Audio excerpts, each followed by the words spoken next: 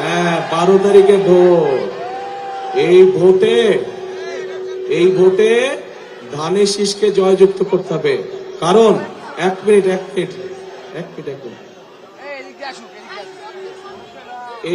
এই যে স্লোগানের এক মিনিট দাঁড়াও ভাই, দাঁড়া কথা শোনো। এই যে আমার সামনে এত তাফালিং করে লাভ নাই তো, ভোটের দিন দেখাতে হবে।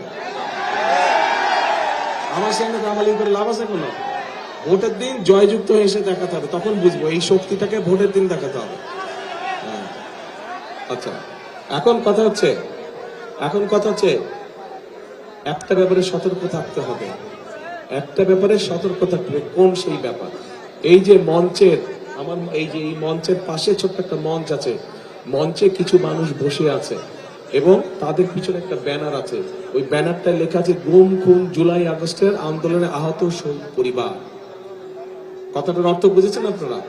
অর্থাৎ এই মানুষগুলো যে বসে আছে সেটি বিগত 16 বছরের আন্দোলন সহ এই জুলাই আগস্ট মাসে যে আন্দোলন ছিল, সেখানে এই মানুষগুলো তাদের আপনজনদেরকে কাউকে না কেউ হারিয়েছে, গুম খুনের শিকার হয়েছে, অথবা নিজে কেউ আহত হয়েছে সেই জুলাই আন্দোলন সহ এই গত লম্বা আন্দোলনের সময়। এখন যেই মানুষগুলো শহীদ হয়েছে, যেই মানুষগুলো আহত হয়েছে, এই মানুষগুলো ত্যাগের তো একটা মূল্য থাকতে হবে, তাই না? এখন এই মানুষগুলো কার বিরুদ্ধে আন্দোলন করেছিল, কিসের বিরুদ্ধে?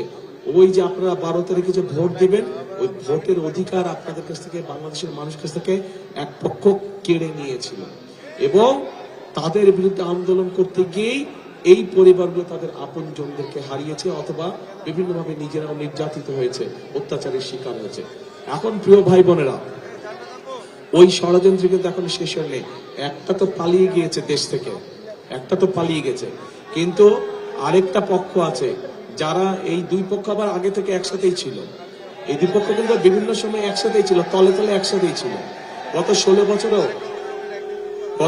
বছরেও আপনার মাঠে ঘাটে কত পেয়েছেন আন্দোলন সংগ্রামে, তাদেরকে কোথাও ছিল না, ওই ভিতরে কিন্তু তাদের সাথেই ছিল এরা।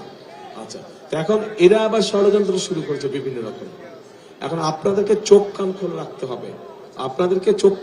হবে, যাতে ষড়যন্ত্র করে আপনাদের ভোট এদিক ওদিক না করে।